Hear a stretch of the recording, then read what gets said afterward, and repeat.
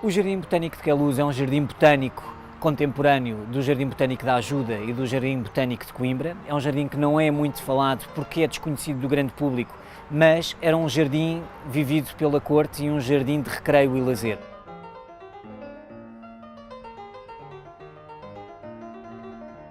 Os registros que temos da investigação histórica são registros que suportaram, portanto, todo este projeto de recuperação patrimonial. O jardim era constituído por grandes canteiros. Estes canteiros eram utilizados de uma forma sistemática de expor as plantas de acordo com as suas características morfológicas, e é isso que este projeto vem concretizar nos dias de hoje.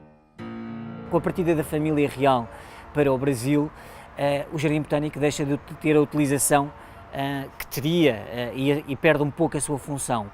E ao longo da história vai-se sofrendo alterações do ponto de vista da sua composição e do ponto de vista da sua utilização. Sendo que já no século XX é utilizado como, é reformulado para ser um grande roseiral e, portanto, é significativamente transformado. O que acontece também ao longo do século XX é que existe um registro de sucessivas cheias no Rio Jamor que vêm a afetar de forma estrutural todo o Jardim Botânico e, portanto, o Jardim Botânico está localizado nas margens do Rio Jamor. Com as cheias é sempre muito afetado, sendo que em 1983 há uma grande cheia na região de Lisboa e Queluz é fortemente afetado com estas cheias. O Jardim Botânico nessa altura é completamente destruído e é nesse momento que saem as cantarias, as pedras do Lago Central e é desmantelado o Jardim Botânico para dar lugar ao picadeiro de apresentação da Escola Portuguesa de Arte Equestre. E, portanto, este é um momento de viragem do Jardim Botânico, que fica assim entre 83, como picadeiro, entre 83 e 84, até 2012, quando a Parques de Sintra chega a Queluz para gerir este espaço.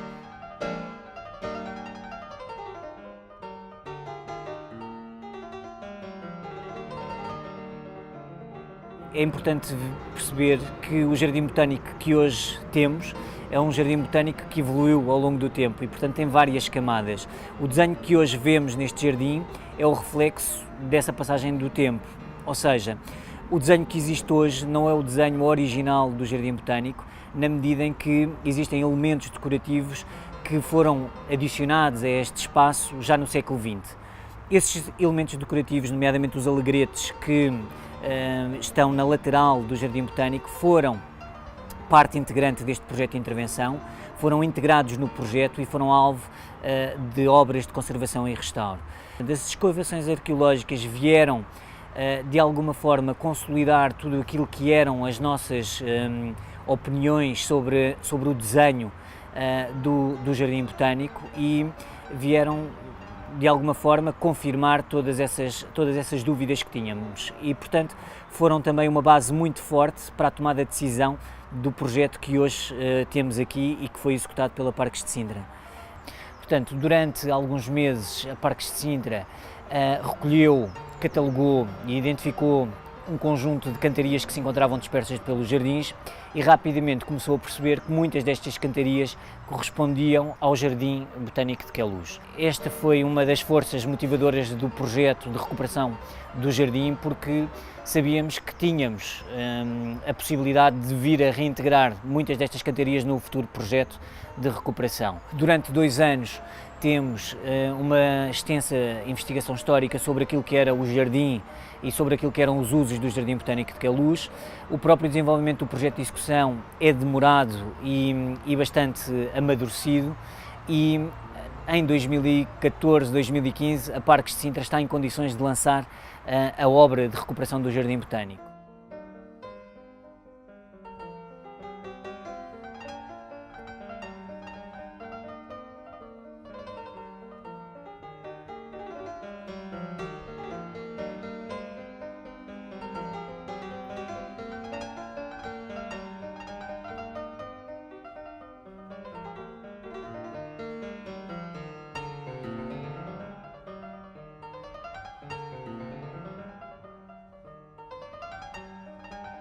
Começámos o trabalho em 2012 com um levantamento, uma pesquisa histórica profunda, um levantamento em campo das cantarias, das pedras que pertenciam aqui ao espaço, um estudo, ou seja, de como é que essas pedras jogavam entre si.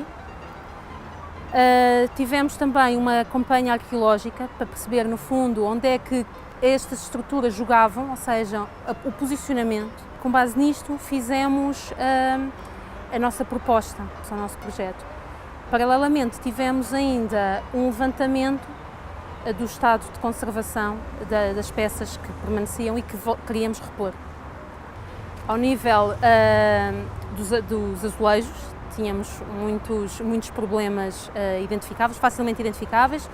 Os painéis estavam incompletos, faltavam imensos azulejos, tiveram que ser feitas réplicas. Os azulejos remanescentes, ou portanto que estavam picados, tinham colonização biológica, tinham destacamento do vidrado e, portanto, teve que ser feito todo esse trabalho. Os alegretes estavam deslocados, tivemos que o repor na sua posição, ou seja, aprumá-los. As cantarias também tinham problemas diversos, lacunas, fraturas, fissuras, colonização biológica, e foram esses os maiores problemas. Repor o jardim à imagem da cartografia de 1865, estabelecer no fundo estas relações entre as estruturas, os jardins e os caminhos, repondo a função em que o jardim foi criado, o Jardim Botânico. Foram feitas diversas intervenções, a reposição do lago na sua posição original, o restauro até mesmo da peça de chumbo do lago central, os cães que estavam espalhados, fizemos esse trabalho de conservação.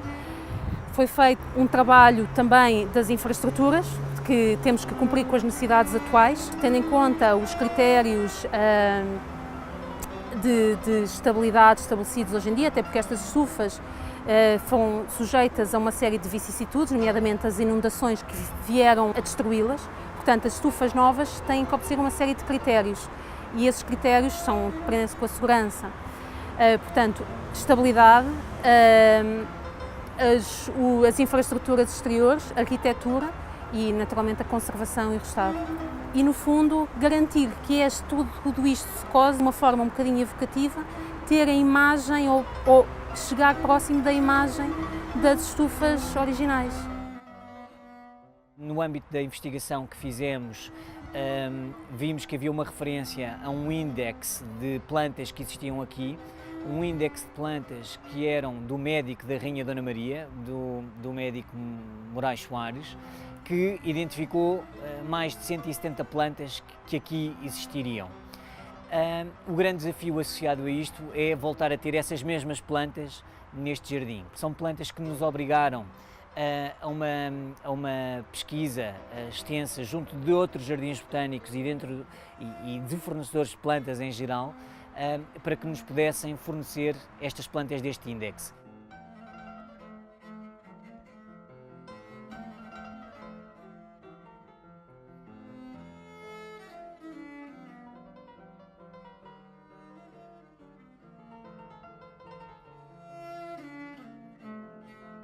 Nestas estufas produziam-se ananás.